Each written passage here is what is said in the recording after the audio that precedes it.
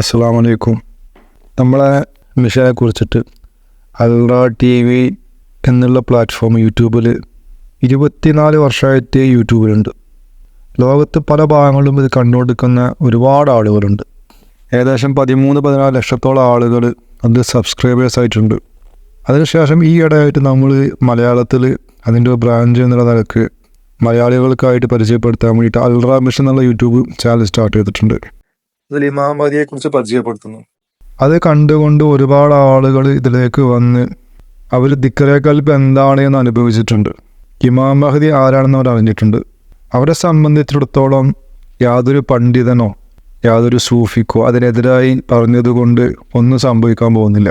കാരണം അവർ ഹക്കീക്കത്ത് അറിഞ്ഞു കഴിഞ്ഞ് അതിലേക്ക് വന്നുകൊണ്ടിരിക്കുന്ന ആളുകൾ ഒരു പക്ഷേ ഇത്തരം സംസാരങ്ങൾ കേട്ടുകൊണ്ട് ഇത് ശ്രദ്ധിക്കാതെ പോയേക്കാം. പക്ഷേ അതിൻ്റെ നഷ്ടം അവർക്ക് തന്നെയാണ്. കാരണം ജനങ്ങൾ പണ്ഡിതനായി കണ്ട ആളെ അള്ളാഹു അങ്ങനെ കാണണം എന്നില്ല. അള്ളാഹിൻ്റെ സൂഫിയാക്കൾ ഔലിയാക്കൾ അങ്ങനെ കാണണം എന്നില്ല. കാരണം അള്ളാഹുവിൽ നിന്നും ഇൽമ കിട്ടിയ ആളുകൾക്ക് ഇത്തരം ജാഹിലീയങ്ങളായ പണ്ഡിതന്മാരുടെ ജൽപ്പനങ്ങൾ വേഗത്തിൽ മനസ്സിലാക്കാൻ സാധിക്കും.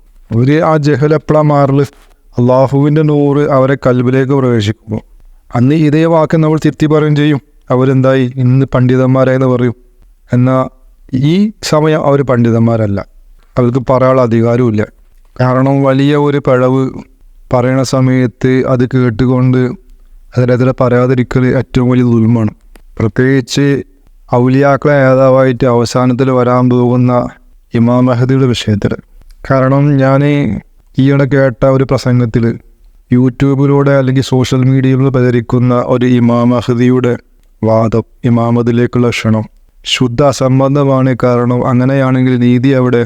നീതി നടക്കുമ്പോൾ റസൂലുള്ളാഹി സ്വല്ലല്ലാഹു അലൈഹി വസല്ലം വ്യക്തമായി പറഞ്ഞിരിക്കെ അതൊന്നുമില്ലാതെ ഒരു വാദം കൊണ്ട് മാത്രം എന്താവാനാണ് എന്ന് ഒരു പണ്ഡിതൻ പറഞ്ഞു. ഇദ്ദേഹം എത്രയാണ് ഇത് പഠിച്ചത്? ഒരു കാര്യത്തെക്കുറിച്ച് തീരുമാനം എടുക്കണമെങ്കിൽ പോലും അതിനെക്കുറിച്ച് ഏകദേശം ഒന്ന് പഠിക്കേണ്ടതുണ്ട്. എന്നാൽ പഠിത്ത ആരിൽ നിന്നാവാൻ പാടില്ല, അതിൻ്റെ ശത്രുക്കളിൽ നിന്നാവാൻ പാടില്ല. ഇതൊക്കെ ഇതിൻ്റെ ഷർത്തുകളാണ്. പ്രത്യേകിച്ച് സാധാരണക്കാർ പറയുന്ന പോലെയല്ല ജനങ്ങൾ പണ്ഡിതന്മാരാണ് എന്ന് വിശ്വസിക്കുന്നത് പറയുമ്പോൾ. കാരണം ജനങ്ങളെ മുഴുവൻ പാപഭാരവും വഹിക്കേണ്ടി വരും. കാരണം ഈ നീതി എന്നുള്ള വാക്കിൽ അദ്ദേഹത്തിന് സംഭവിച്ച പിഴവ് ആദ്യം ചൂണ്ടിക്കാണിച്ചു തരാം. റസൂലുള്ളാഹി സ്വല്ലല്ലാഹു അലൈഹി വസല്ലമയെ കുറിച്ച് മുൻ വേദങ്ങളിൽ ഒരുപാട് പ്രവചനങ്ങൾ വന്നിട്ടുണ്ട്. റസൂലുള്ളാഹി സ്വല്ലല്ലാഹു അലൈഹി വസല്ലമ ജനങ്ങളെ ഇസ്ലാമിലേക്ക് ക്ഷണിക്കുന്ന സമയത്ത് ആ പ്രവചനങ്ങൾ ശരിക്കും മനസ്സിലാക്കാത്ത ആളുകൾ റസൂലുള്ളാഹി സ്വല്ലല്ലാഹു അലൈഹി വസല്ലമ എതിർക്കുന്ന പോലെയാണത്. ഉദാഹരണമായിട്ട് മദീനയിലെ റസൂലുള്ളാഹി സ്വല്ലല്ലാഹു അലൈഹി വസല്ലമ ഹിജ്റ പോവും എന്നുള്ള വിഷയം മുൻഗാമികൾപ്പെട്ട ഒരാളെ മനസ്സിലാക്കി വെച്ചിട്ടുണ്ടെങ്കിൽ മദീനയിൽ പോകുന്നവരെ അദ്ദേഹം എന്ത് ചെയ്യില്ല? റസൂലുള്ളാഹിനെ സ്വീകരിക്കൂല. മക്കയിൽ നിന്നുകൊണ്ട് റസൂലുള്ളാഹി അദ്ദേഹം ക്ഷണിക്കുന്ന കാലം അത്രയും അദ്ദേഹം നിഷേധിച്ചു കൊണ്ടേയിരിക്കും. മദീനയിൽ പോകും എന്നുള്ളത് അദ്ദേഹത്തിന് മനസ്സിലായിട്ടുണ്ട്. ഏത് കാലഘട്ടത്തിൽ എന്നത് മനസ്സിലായിട്ടില്ല. റസൂലുള്ളാഹി സ്വല്ലല്ലാഹു അലൈഹി വസല്ലമക്ക് 11 ഭാര്യമാരുണ്ടെങ്കിൽ 11 ഭാര്യമാരുണ്ടാവും എന്ന പ്രവചനമുണ്ട്. അപ്പം നിലവിൽ 3 ഭാര്യമാരുള്ള സമയത്തൊന്നും ഒരാൾ റസൂലുള്ളാഹിനെ അംഗീകരിക്കൂല, 4 അംഗീകരിക്കൂല. അത് 11 ആവുമ്പോൾ അംഗീകരിക്കുക എന്ന് പറയുമ്പോൾ അത് എത്ര മണ്ടത്തരാണ്. ഇതൊന്നും ആളെ തിരിച്ചറിയാനുള്ള ലക്ഷണങ്ങളല്ല, മാനദണ്ഡമല്ല. അത് അവരെക്കുറിച്ച് പറയുന്ന ചില സംസാരങ്ങളും വർത്തമാനങ്ങളുമാണ്. മാനദണ്ഡം ഇതാവൂല. മാനദണ്ഡം എന്തായിരിക്കും? അത് ഹക്കായി വരുന്നവന് മാത്രം ബാധകമാവുന്ന ഒന്നായിരിക്കും. ഹക്കല്ലാത്ത ഒരുവനോട് അതൊരിക്കലും ഫിറ്റാകാൻ പാടില്ല. അങ്ങനെ ഒരു മാനദണ്ഡം കയ്യിലുണ്ട്, അതാണ് ഉപയോഗിക്കേണ്ടത്. അത് ദിക്റെ ഖൽബ് എന്നുള്ള മാനദണ്ഡം മാത്രമാണ്. വേറെ ഒന്നുകൊണ്ടും ഹക്കിനെ മനസ്സിലാക്കാൻ സാധിക്കില്ല. കാരണം ആര് വെല്ലുവിളിച്ചാലും ശരി ഹക്ക് മനസ്സിലാക്കാൻ ഇതല്ലാതെ വേറൊരു മാനദണ്ഡമല്ല. കാരണം ഏതൊരു മാനദണ്ഡം കൊണ്ടുവരാണെങ്കിലും ആ മാനദണ്ഡം വ്യാജന്മാരിൽ അപ്ലൈ ചെയ്യാൻ സാധിക്കും. ഇമാം മഹദി നീതി നടക്കുന്നവനാണ് എന്നുള്ളത് വാസ്തവമാണ്. പക്ഷെ എന്താണ് ഈ നീതി? ഏതാണ് ഈ നീതി? നിങ്ങൾ മനസ്സിലാക്കിയ നീതിയാണോ ഈ നീതി? നിങ്ങൾ ഈ ലോകത്ത് ഏറ്റവും വലിയ അനീതിയായി കാണുന്നത് എന്താണ്? ഈ കാഫിര്യങ്ങൾ കാണുന്ന അനീതി തന്നെയാണ് നിങ്ങൾ അനീതിയായി കാണുന്നത്. യുദ്ധങ്ങൾ, കോലാഹലങ്ങൾ, പ്രശ്നങ്ങൾ, ചതി, വഞ്ചന, ഇങ്ങനെയുള്ള കാര്യങ്ങൾ ലോകത്ത് എന്തെങ്കിലും ഇല്ലാതിരുന്നിട്ടുണ്ടോ? ലോകം പടച്ച അന്ന് മുതൽ ഇന്ന് വരെ അതുണ്ടായിക്കൊണ്ടിരിക്കുന്നുണ്ട്. അതിൽ ഈ കാലഘട്ടത്തിൽ മാത്രം നീതി മതിയോ? മുൻകാലഘട്ടങ്ങളിലുള്ളവർക്കൊക്കെ നീതി നിശ്ചയിച്ചത് അതൊന്നും അനീതിയല്ലേ? അല്ലാഹു ഈ കാലഘട്ടത്തിലുള്ളവർക്ക് ഈ വിഷയത്തിൽ നീതി കൊടുക്കണമെന്നുണ്ടെങ്കിൽ മുൻഗാമികൾക്ക് അത് കിട്ടിയില്ല എങ്കിൽ അത് തന്നെ ഒരു അനീതിയല്ലേ? അപ്പോൾ ഈ പണ്ഡിതന്മാരായി എന്ന് പറയുന്നവരെ ചിന്ത ഏതിലേക്കാണ് പോകുന്നത്? ഭൗതികമായ നീതിയിലേക്ക്. ഭൗതികതയിലേക്ക് ബന്ധപ്പെടുന്നവരാണോ പണ്ഡിതന്മാർ? ഇസ്ലാമിലെ പണ്ഡിതന്മാർ അല്ലെങ്കിൽ ദീനിലെ പണ്ഡിതന്മാർ എന്നൊക്കെ പറയുമ്പോൾ അവരെ ബന്ധം എന്തിനോടായിരിക്കണം? ആത്മീയതയോടായിരിക്കണം. ഇപ്പം നീതി എന്നത് ദീനിലാണ് അല്ലാഹുവിൻ്റെ റസൂൽ ഉദ്ദേശിക്കുന്നത് സല്ലല്ലാഹു അലൈഹി വസല്ലം. ഇന്ന് ദീനിലുള്ള ഏറ്റവും വലിയ അനീതി എന്താണ്?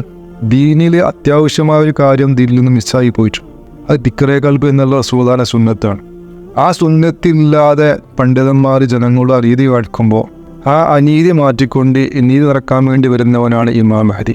അഥവാ മുൻകാലങ്ങളിൽ ഈ ദിക്റേ ഖൽബ് ഹാസിലാക്കണമെന്നുണ്ടെങ്കിൽ നഫ്സ് ശുദ്ധിയാക്കിക്കൊണ്ട് വേണം അത് ഹാസിലാക്കാൻ. എന്നാൽ അവസാന കാലഘട്ടത്തിൽ ഇമാം മഹ്ദി ഒരാളെ നഫ്സ് ശുദ്ധിയാക്കാതെ തന്നെ അവർക്ക് ദിക്റേ ഖൽബ് കൊടുക്കും, അഥവാ ഈമാൻ കൊടുക്കും. അപ്പോൾ ഈമാൻ ഇല്ലാത്ത കാലഘട്ടത്തിൽ, ഈമാൻ കിട്ടാത്ത കാലഘട്ടത്തിൽ ഈമാൻ കൊടുക്കലാണ് ഏറ്റവും വലിയ നീതി. അതിനേക്കാളും നീതി എന്താണുള്ളത് ഇവിടെ? കാരണം അതുകൊണ്ട് അവൻ ആഖിറത്തിൽ എന്നേക്കുമോ രക്ഷപ്പെട്ടു പോവുകയാണ്. അതില്ല എങ്കിലോ എന്നേക്കുമായിട്ട് ഈ ലോകത്ത് അസ്തമിച്ചു പോവുകയാണ്. അപ്പോൾ ഈ ലോകത്ത് അസ്തമിച്ചു പോകുന്ന ചില കാര്യങ്ങളിലേക്ക് നീതി കൊടുക്കാനാണോ ആത്മീയമായ പണ്ഡിതന്മാർ വരേണ്ടത്? അപ്പോൾ നീതി എന്ന് പറഞ്ഞത് എന്തല്ല, ഭൗതികമായ നീതി അല്ല. എന്നിരുന്നാലും ഇമാം മഹ്ദി അതും ചെയ്യും. പക്ഷെ അതിന് അതിൻ്റേതായ സമയമുണ്ട്. അപ്പോൾ നമ്മളെല്ലാവരും പറയുന്ന ഒരു വിഷയമാണ് റുഹാനിയത്തിൽ ആദ്യം അവനവൻ നന്നാവണം, എന്നിട്ടാണ് മറ്റുള്ളവരെ നന്നാക്കേണ്ടത് എന്നുള്ളത്. അതെ, അവനവൻ നന്നാവേണ്ട തുടക്കം ഇവിടുന്നാണ്, കൽബ് നന്നാവുന്നതിലൂടെയാണ്. റസൂലുള്ളാഹിന്റെ ഹദീസ് അതാ വിളിച്ചു ഓതുന്നത്. നിങ്ങളുടെ ഉള്ളിലൊരു മാംസകഷ്ണമുണ്ട്, അത് നന്നായ മൊത്തം നന്നായി, അത് മോശമായ മൊത്തം മോശമായി. അതാണ് കൽബ്. ഇപ്പം കൽബ് നന്നാക്കലാണ് ആദ്യത്തെ സ്റ്റെപ്പ്, അഥവാ തെരീക്കത്തിൽ നീ നിറക്കൽ. ഇപ്പോൾ ലോകത്ത് ഏതെല്ലാം ആളുകൾക്ക് അള്ളാഹുവിൻ്റെ വിധിയുണ്ടോ കൽബ് ഹയാത്താവാൻ, അവരുടെ കൽബിനെ എല്ലാം എന്താക്കുക, ഹയാത്താക്കുക, അങ്ങനെ മൂമിനീയങ്ങളാക്കി മാറ്റുക. അങ്ങനെ മൂമിനീയങ്ങളെ സമൂഹത്തെ ഇവിടെ ഉണ്ടാക്കിയെടുക്കുക. അങ്ങനെ തെരീക്കത്തിലെ നീതി സമ്പൂർണ്ണമാക്കും. പിന്നീട് അവർക്ക് കിട്ടുന്ന ഹക്കീകത്തിലെ നീതി ഇമാം മഹ്ദി കൊടുക്കും. ഹക്കീകത്തിൽ വരസുന്ന വ്യാജന്മാരെ ഒഴിവാക്കും, മാരിഫത്തിൽ നീതി നിറക്കും. അങ്ങനെ ഏതെല്ലാം ഫീൽഡുകളിൽ എന്തെല്ലാം തരം അന്യായങ്ങളുണ്ട് അതെല്ലാം നീക്കി സ്ഫുടം ചെയ്യും ഇമാം മഹ്ദി അലൈഹി ഇസ്ലാം. കാരണം ഇമാം മഹ്ദി അലൈഹി ഇസ്ലാമിന് പല മേഖലകളുണ്ട്. പല മേഖലകളിൽ പലതരം ആളുകളാണുള്ളത്. അവരോടൊക്കെ ഇമാം മഹ്ദിക്ക് ബന്ധമുണ്ട്, എന്നാൽ അവർക്ക് എല്ലാവരോടും ബന്ധമില്ല. തെരീക്കത്തിൻ്റെ ആളുകൾ തെരീക്കത്തുകാരെ അറിയും, ഹക്കീകത്തിൻ്റെ ആളുകൾ അറിയില്ല. ഹക്കീകത്തിൻ്റെ ആളുകൾ അറിയും, മരീഫത്തിൻ്റെ ആളുകൾ അറിയില്ല. ഇമാം മഹ്ദി എല്ലാവരെയും അറിയും. ഇമാം മഹ്ദി തെരീക്കത്തിലൂടെ പരിശുദ്ധി ഉണ്ടാക്കൽ തുടങ്ങി വെച്ചുകൊണ്ട് അത് ഹക്കീകത്തിലും മരീഫത്തിലൊക്കെ നടക്കും. മാത്രമല്ല ഈ നാസൂത്തിയ ലോകത്തും മലക്കൂത്തിയ ലോകത്തും ജബറൂത്തിയ ലോകത്തും ലാഹൂത്തിയ ലോകത്തും അങ്ങനെ ഏതെല്ലാം ലോകമുണ്ട് അവിടെയൊക്കെ ഇത് നടക്കും. അത് നമ്മൾ കാണുന്നില്ല, നമ്മൾ അറിയുന്നുമില്ല. അതേപോലെ ഈ നാസൂത്ത ലോകത്ത് തന്നെ നമ്മൾ അറിയാത്ത മറ്റ് ലോകങ്ങളുണ്ട്, മറ്റ് ഗ്രഹങ്ങളുണ്ട്. അവിടെയുള്ളവർക്ക് നീതി കൊടുക്കും. അങ്ങനെ ഒരുപാട് സമൂഹങ്ങൾ ഉള്ളു മുനവറായിക്കൊണ്ട് മുന്നോട്ട് വരും. അത് അവരുടെ നേതാവാണ് ഇമാം മഹ്ദി അലൈഹി ഇസ്ലാം. ഇമാം മഹ്ദി അലൈഹി ഇസ്ലാമിന് ഒരു ഗൈബത്തുണ്ട് എന്നുള്ളത് ഹദീസിൽ വന്ന വിഷയങ്ങളാണ്.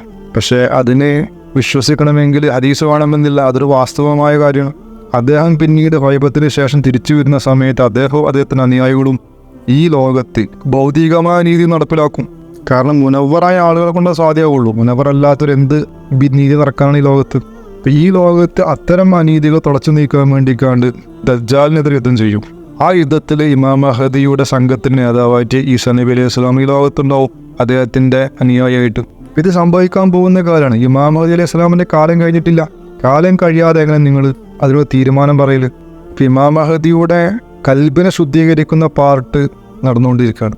ഈ കാലഘട്ടത്തിൽ ഏകദേശം 20 ലക്ഷത്തിലധികം ആളുകൾ കൽബ് ഹയാത്തായവരായിട്ടുണ്ട്, അഥവാ ഈമാൻ കിട്ടപ്പെട്ടവരായിട്ടുണ്ട്. അതിൽ തന്നെ പല ആളുകൾ റസൂലുള്ളാഹി സ്വല്ലല്ലാഹു അലൈഹി വസല്ലമയോട് ബന്ധപ്പെട്ടവരായിട്ടുണ്ട്, അള്ളാഹുവിനെ കണ്ടവരായിട്ടുണ്ട്. ഇതൊന്നും ഇപ്പോൾ പബ്ലിക്കായി പറയേണ്ട വിഷയങ്ങളല്ലല്ലോ. അതല്ല അതിൻ്റെ അഹലുകാരറിയുന്നത്. പക്ഷെ ഇവരെന്തുകൊണ്ട് അറിയാത്തത്? ഇവരതിൻ്റെ അഹലുകാരല്ല, അതിൻ്റെ മേലെ അറിയാത്തത്. കാരണം ഇവരെ നോട്ടം ഭൗതികതയിലേക്ക് മാത്രമാണ്. അങ്ങനെ നോക്കാനുള്ള കൽപ്പന ദീനിലില്ല. അങ്ങനെ നോക്കിയ ഒരാളാണ് ഇബ്ലീസ്. ആദം സൂഫിയുള്ള അലൈഹിസ്സലാമിൻ്റെ കാലഘട്ടത്തിൽ അള്ളാഹു ആദമിൽ സുജൂദ് ചെയ്യാൻ കൽപ്പിച്ച സമയത്ത് ഇബ്ലീസ് നോക്കിയത് എങ്ങട്ടാ? ഭൗതികതയിലേക്ക്, അഥവാ ആദമിൻ്റെ ജിസ്മിലേക്ക് നോക്കി. കാരണം അദ്ദേഹത്തിന് ആദമിൻ്റെ ഉള്ളിലുള്ള ആത്മാവ് കാണാനുള്ള കഴിവില്ല, ആദമിൻ്റെ കൽബിനെ കാണാനുള്ള കഴിവില്ല. കാരണം അദ്ദേഹം ഇബ്ലീസാണ്. ഇബ്ലീസിൻ്റെ ഉള്ളിൽ എന്തുണ്ടാവില്ല? കൽബുണ്ടാവില്ല. കൽബില്ലാത്തവന് കൽബിൻ്റെതായ നോട്ടം നോക്കാൻ സാധ്യമല്ല. അതാണ് ഇബ്ലീസിൻ്റെ സുന്നത്ത്. എന്നാൽ കൽബിൻ്റെ സ്വദേശമായ ആലം മലക്കൂത്തിനുള്ള മലക്കുകൾക്ക് അതിന് സാധിക്കും. അതുകൊണ്ടാണ് മലക്കുകൾ ആദം അലൈഹി ഇസ്ലാമിന് മുമ്പിൽ കുമ്പിട്ടതും. ഇതേ പ്രകാരം ഇമാം മഹ്ദി അലൈഹി ഇസ്ലാം അവസാനം വരുന്ന ആദമാണ്. ആ അവസാനത്തെ ഖലീഫയായ ഇമാം മഹ്ദി അലൈഹി ഇസ്ലാമിൻ്റെ ഭൗതികതയിലേക്ക് നോക്കുന്ന പണ്ഡിതന്മാർ ഇബ്ലീസിൻ്റെ സുന്നത്ത് അനുഷ്ഠിക്കുന്നവരാണ്. ഇമാം അലി അലൈഹി ഇസ്ലാം ആത്മീയതയിൽ മലക്കൂത്തിലും ജബറൂത്തിലും മറ്റു ലോകങ്ങളിൽ ഈ നിറച്ചത് അത് അവർക്ക് കാണാൻ സാധിക്കുന്നില്ല. കാരണം എന്താണ്? അവരുടെ ഉള്ളിലും ഈ കൽബില്ല. അതാണ് കാരണം. അവരുടെ ഉള്ളിലുള്ളത് എന്താണ്? ഇബ്ലീസിലുള്ളത് എന്താണ്? അതിന് അവരുടെ ഉള്ളിലുള്ളത് നെഫ്സുണ്ട്, അതേപോലെ തലച്ചോറുണ്ട്. അത് ദീൻ ഉപകരിക്കുന്ന കാര്യങ്ങളല്ല. കൽബിൻ്റെ സഹായം ഇല്ലാത്ത നെഫ്സും ജിസ്മും തലച്ചോറും എല്ലാം ഈ ദുന്യാവിലെ വേസ്റ്റ് സാധനങ്ങളാണ്. അത് മാത്രം ഹാസിലാക്കിയ ഒരാളും അള്ളാഹുവിൻ്റെ മുമ്പിലോ റസൂലുള്ളാഹിന്റെ മുമ്പിലോ സൂഫിയാക്കളുടെ മുമ്പിലോ എന്തല്ല പണ്ഡിതനല്ല. ആ ലോകത്തോട് ബന്ധമുള്ള ഈസാ നബി അലൈഹി സ്വലാം ലോകത്ത് വന്നിട്ട് ഏകദേശം 23 വർഷമായി. ജനങ്ങൾക്ക് മുമ്പിലേക്ക് വരാനൊരു സമയം അള്ളാഹു നിശ്ചയിച്ചിട്ടുണ്ട്. അതിനു മുമ്പ് അദ്ദേഹം വരൂല. അപ്പം അദ്ദേഹത്തെ കാണാൻ സാധിക്കണമെങ്കിൽ, ബന്ധപ്പെടാൻ സാധിക്കണമെങ്കിൽ എന്ത് വേണം? ഇബ്ലീസിൻ്റെ ഉള്ളിൽ ഇല്ലാത്ത ഈ കൽബ് അവനവൻ്റെ ഉള്ളിൽ വേണം. അതില്ലാത്തതിൻ്റെ കൊതിക്കേണ്ട ആവശ്യമില്ല. അത് പണ്ഡിതനാണെങ്കിലും ശരി, സൂഫി ആണെങ്കിലും ശരി. ഇനി എല്ലാവർക്കും കാണാൻ ഉതകുന്ന രീതിയിൽ ഇമാം മഹദിയും ഈസാ നബി അലൈഹി ഇസ്ലാമും അധികം താമസിയാതെ ലോകത്തിന് മുമ്പിൽ വെളിപ്പെടും.